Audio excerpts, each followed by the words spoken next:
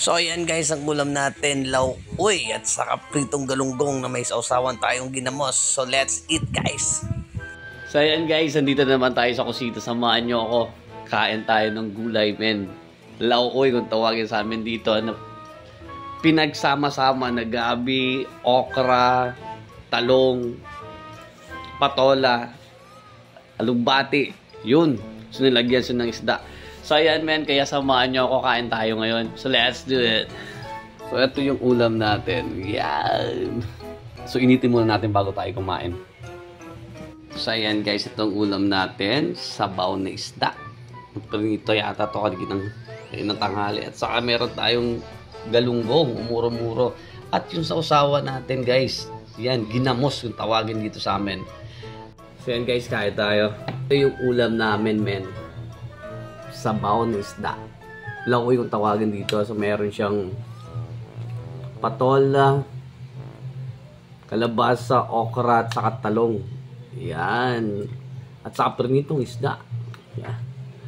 At saka meron din tayong eto, men, galunggong, umuro-muro. At saka meron tayong sausawan guys, yung ginamos na tawag sa amin dito. Yan. Sarap nito. At saka hindi pa rin nawawala. Meron pa rin kaming ngipon na tira. Yo, diba? So let's do it, man. Sarap ng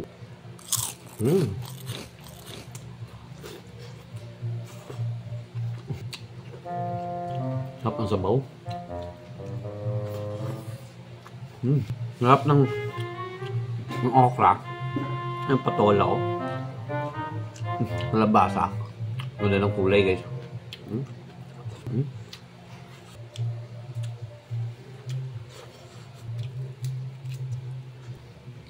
Yung hipon, yung Pasko pa ito eh. Hanggang ngayon meron ba natira? Shrimp garlic, nilagay sa sinangag. Ngayon, meron na naman. Ininit ko lang. Sayang eh. Hindi naman siya ganun kalaki yan. So, parang medium size ito guys. Ayan, sausaw na ako sa ginamos. Kain ng gayong gulay. Parehas ko. Kain ng gulay. Sarap na combination. Ngipon. Rito, sabaw na gulay. Kaya ikaw, nanonood ka, alam ko nagugutom ka na naman guys. Kain po tayo. Okra.